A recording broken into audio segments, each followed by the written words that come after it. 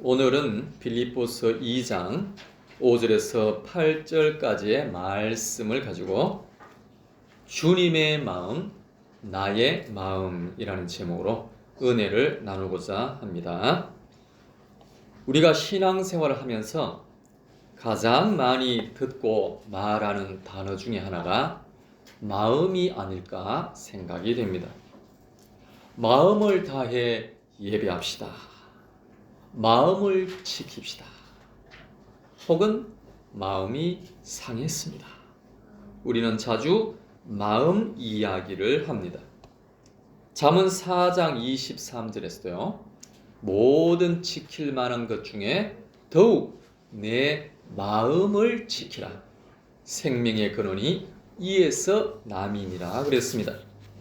신앙생활은 겉모양을 가꾸는 종교 생활이 아니라 우리 마음의 중심을 가꾸고 또 마음의 주인을 바꿈으로써 우리 마음의 중심을 하나님의 것으로 가득 채우는 데 있습니다. 하지만 우리의 현실은 어떻습니까? 사람들에게 상처를 받아서 마음이 딱딱하게 굳어지기도 합니다. 뜻하지 않은 고난 앞에 갈기갈기 마음이 찢어지기도 하지요. 때로는 나 홀로 버려진 것 같은 지독한 외로움과 막막함에 마음 둘 곳이 없어서 방황하기도 합니다. 우리 힘으로는 이 마음을 다시 일으켜 세울 만한 능력이 없습니다.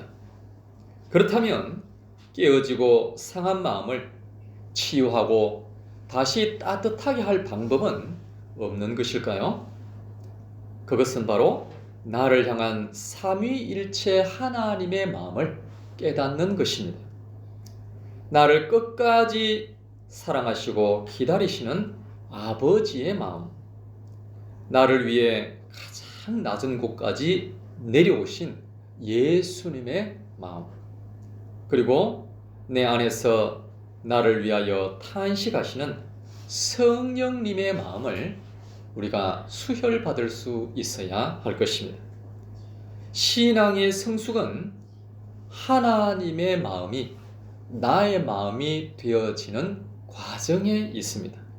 그러므로 오늘 본문을 통해서 우리 인생의 모든 문제를 마음에 품고 해결해 주시는 삼위일체 하나님의 심장을 함께 나누기를 원합니다. 그 심장을 내가 가질 수만 있다면 우리는 이 땅에서도 참 평안을 누릴 수 있게 될 줄로 믿습니다. 우리 첫 번째, 우리를 끝까지 기다려주시는 아버지의 마음입니다.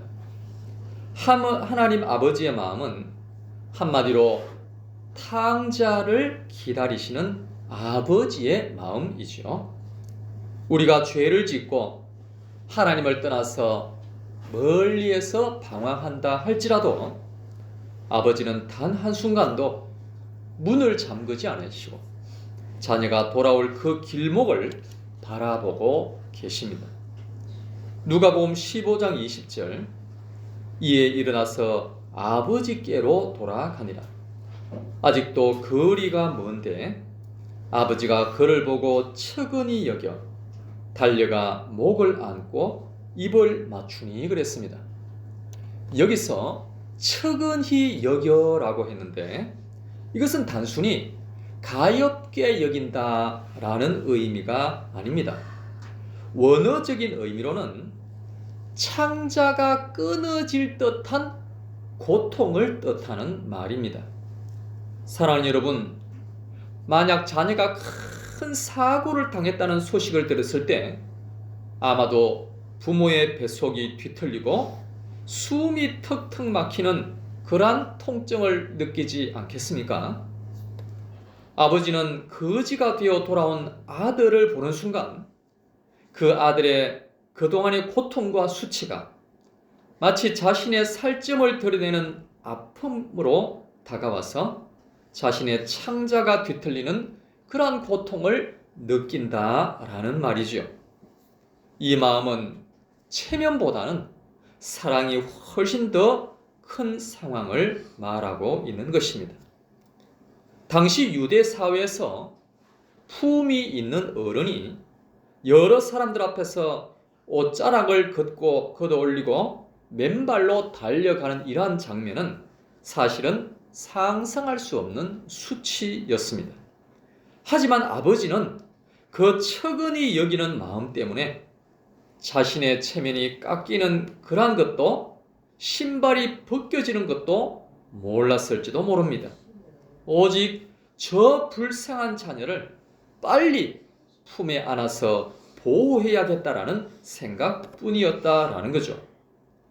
율법대로라면 마을 사람들에게 돌팔매질을 당해야 하는 이 아들을 위해서 아버지가 달려나가서 그 아들의 방패가 되어주고 있는 모습이다라는 겁니다. 시편 103편 13절 우리 다 같이 읽어보겠습니다. 아버지가 자식을 긍휼히 여김같이 여호와께서는 자기를 경외하는 자를 긍휼히 여기시나니. 아멘. 하나님은 마치 법관처럼 우리를 정죄하시고 심판하려고 노려보시는 분이 아닙니다. 부모가 자녀의 상처를 마치 자기 몸의 상처처럼 느끼듯이 우리의 실패와 아픔을 하나님의 고통으로 여기신다라는 것입니다. 이 끊어질 듯한 아버지의 마음이 가장 절정에 이른 곳이 어디일까요? 바로 십자가입니다.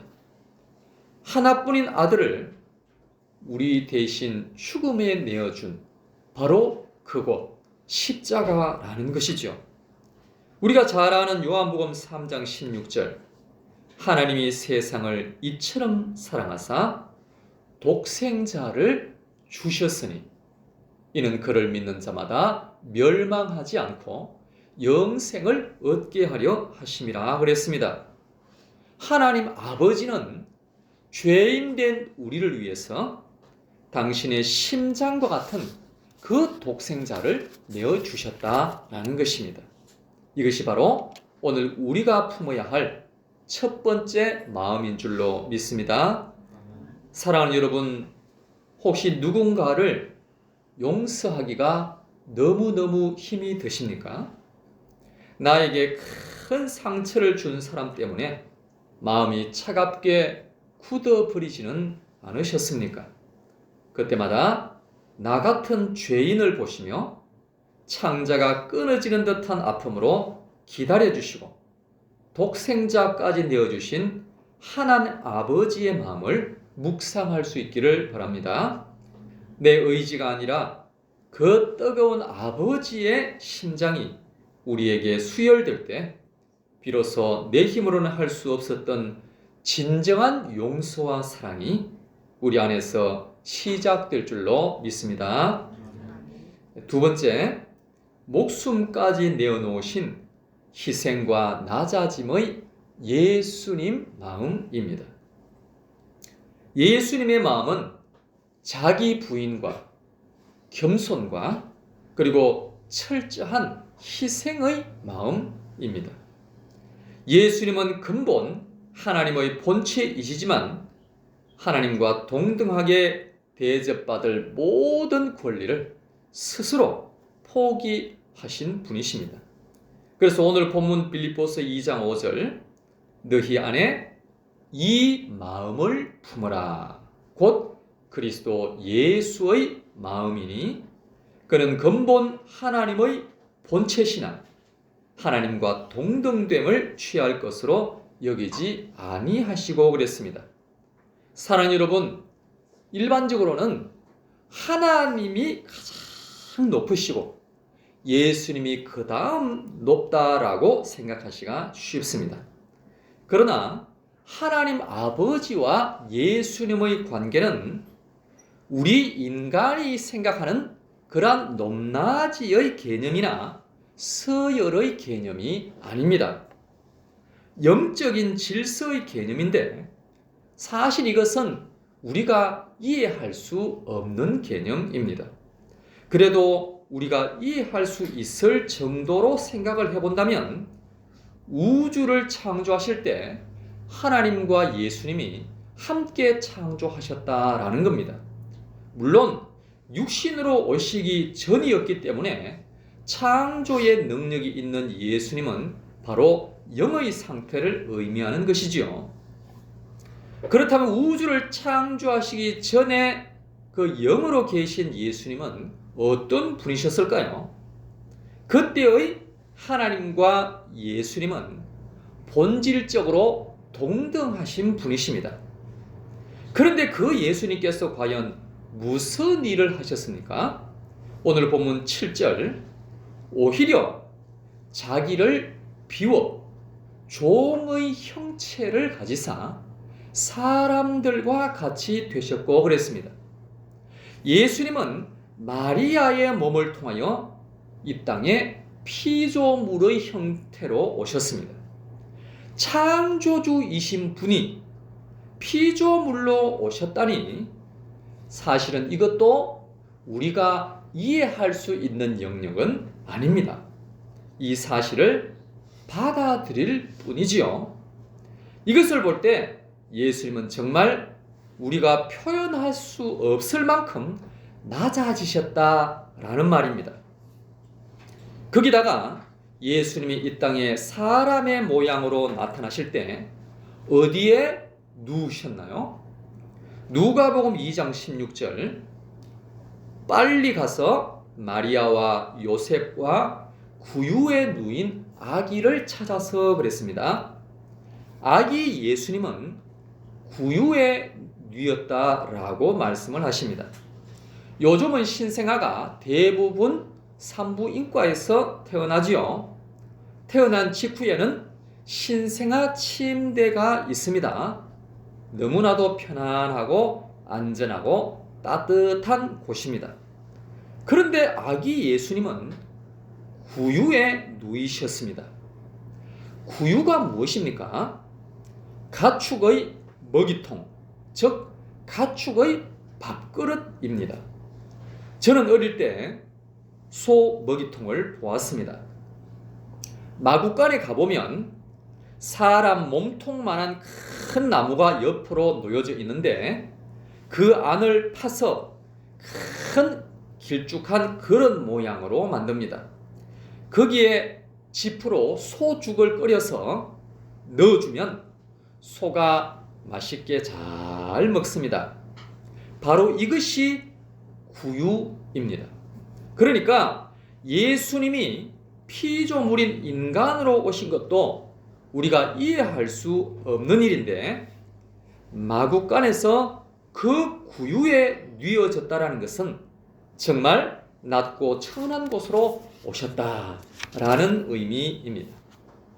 왜 그렇게 하셨을까요?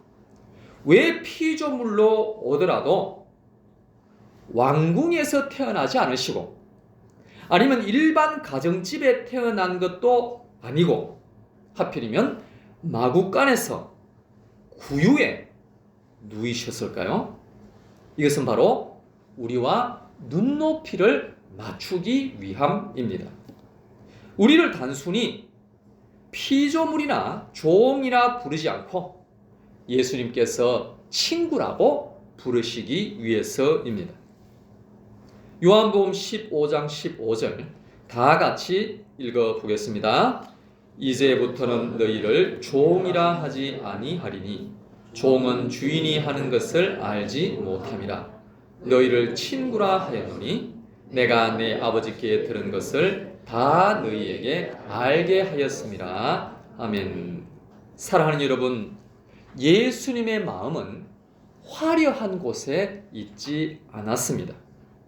제자들의 그 더러운 발을 하나하나 씻기셨던 손길이 바로 예수님의 마음이라는 것이지요.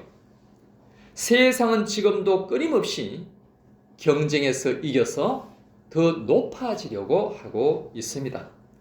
더 강력한 힘을 가져야 남들이 나를 무시하지 못한다라고 가르치고 있습니다. 하지만 예수님은 정반대로 말씀을 하셨습니다. 내가 죽어야만 너희들이 살고 내가 아파야만 너희들이 치료될 수 있다라고 말씀하시고 행동을 하셨습니다.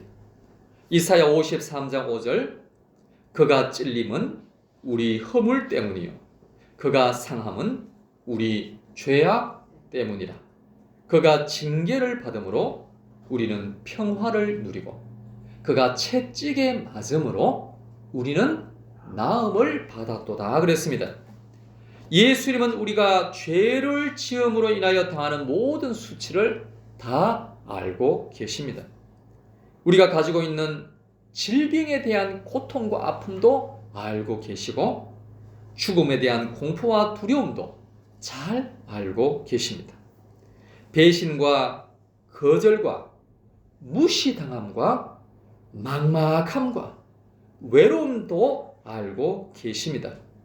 우리가 겪을 수 있는 수많은 괴로움을 다 알고 계시고 예수님께서 직접 그러한 고통을 당하셨습니다. 그런데 사람들은 이렇게 생각을 하곤 하죠. 아무도 내 마음을 모를 거야. 나는 너무너무 외로워. 그렇다면 여러분, 과연 그렇게 힘들어하는 그 사람 본인은 다른 사람의 마음을 얼마나 알고 있을까요? 그 사람은 과연 예수님의 마음을 10,000분의 1이라도 알고 있는 것일까요?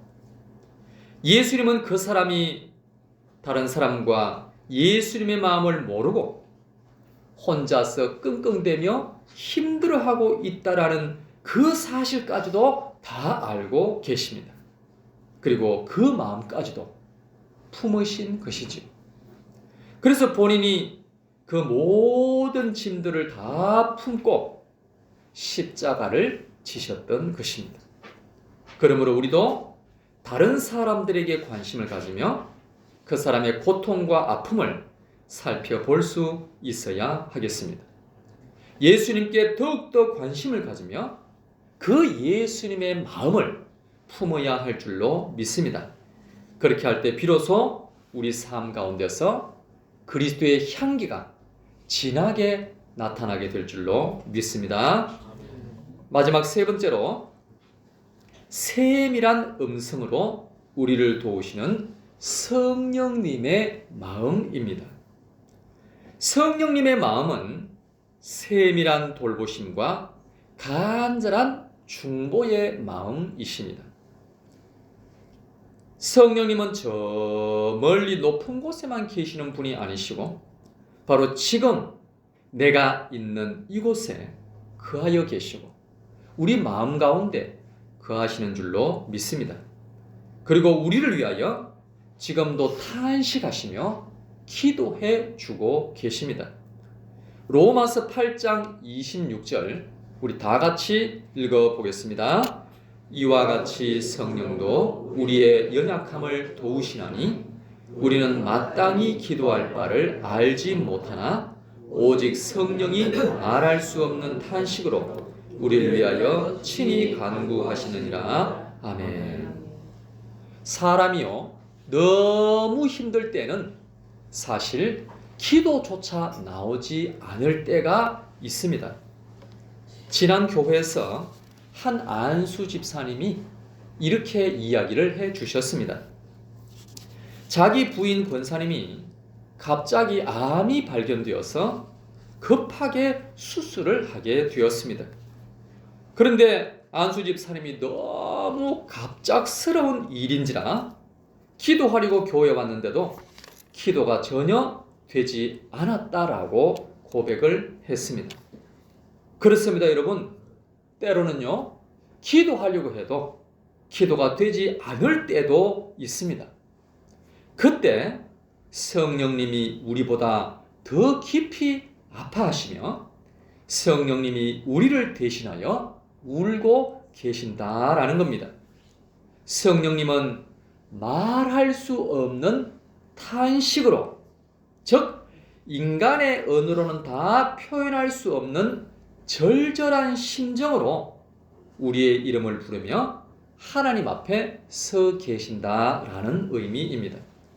그 성령님의 탄식이 있기에 우리는 다시 일어날 수가 있다라는 것이죠. 그러므로 이제 우리는 내 힘으로만 버티려 했던 그러한 생각과 고집을 내려놓아야 합니다. 기도가 나오지 않을 만큼 그렇게 막막한 순간에도 나를 포기하지 않고 탄식하며 중보하시는 성령님을 항상 의지할 수 있기를 바랍니다. 그래서 저는 요즘 성령님을 더 자주 부릅니다. 성령님이라고 부르면 성령님의 마음이 느껴지고 심지어 몸으로도 느낌이 올 때가 많이 있습니다. 그러므로 주 성령님을 우리의 삶의 매 순간 초청할 수 있기를 바랍니다. 우리가 성령님이라고 부르기만 해도 성령님은 우리 안에서 뜨거운 위로와 평안으로 역사하여 주실 줄로 믿습니다.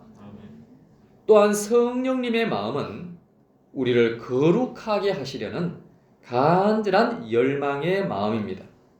그래서 우리가 죄를 지으면 성령님께서 가장 먼저 근심하십니다. 에베소서 4장 30절 다 같이 읽어보겠습니다. 하나님의 성령을 근심하게 하지 말라. 그 안에서 너희가 구원의 날까지 인침을 받았느니라. 아멘. 성령님이 근심하시는 것은 우리를 정죄하고 판단하고 심판하려고 하시는 것이 아닙니다. 사랑하는 자녀가 죄의 불길 속으로 뛰어들어가서 망가지는 것을 너무나 안타까워하시는 그러한 마음이다라는 것이죠. 성령님은 우리가 진리 가운데 거하며 하나님의 뜻에 합당한 삶을 살도록 우리 마음의 문을 끊임없이 두드리고 계십니다. 요한복음 14장 26절 보혜사 곧 아버지께서 내 이름으로 보내실 성령 그가 너희에게 모든 것을 가르치고 내가 너희에게 말한 모든 것을 생각나게 하시리라 그랬습니다. 성령님의 마음을 품는다는 것은 영적인 민감함을 회복하는 것입니다. 그래서 복잡한 세상의 소음들을 잠재우고 내 안에 들려오는 세밀한 음성에 우리는 귀를 기울여야 합니다. 그런 말은 하지 마라. 지금은 참아라. 너가 먼저 손을 내밀어라. 이러한 성령님의 음성과 사인에 우리는 즉각 순종할 수 있어야 하는 것입니다. 여러분, 성령 충만이 무엇입니까? 하나 성령님의 마음을 온전히 알아서 내 인생의 운전대를 성령님께 기꺼이 맡겨드리는 것이 성령 충만입니다. 내 뜻대로 하려고 하는 것이 충만이 아니다라는 것이죠. 그러므로 사랑하는 여러분, 성령님은 우리를 결코 억압하시는 분이 아니십니다. 오히려 우리가 가장 행복하고 거룩한 길로 가도록 돕는 최고의 가이드이시며 보호자이십니다. 그러므로 그 따뜻하고도 예리한 마음을 품고 매 순간 성령님께 순종하고 충성할 수 있기를 바랍니다. 그러면 우리의 인격과 삶 속에 성령의 아름다운 열매가 풍성히 맺히게 될 줄로 믿습니다. 이 시간 다 같이 합심하여 기도하겠습니다. 기도하실 때 하나님, 죄 많고 불순종한 저희를 끝까지 기다려 주셔서 감사합니다. 이제는 하나님 아버지의 마음을 품게 하여 주옵시고 이웃을 사랑할 수 있도록 도와주시옵소서. 내 자신의 목숨까지도 내어놓으신 예수님의 희생적인 사랑을 배워서 이제는 나도 섬기는 제자가 되게 하여 주시옵소서. 오늘도 성령님의 세밀한 음성을 듣게 하여 주옵시고 오늘도 순종하며 충성하며 살아가게 하여 주시옵소서. 그리할 때 하나님의 형상을 회복하는 하나님의 복된 자녀들이 다 되게 하여 주시옵소서라고 다 같이 주여 세 번 외치고 통성으로 기도하겠습니다. 주여 주여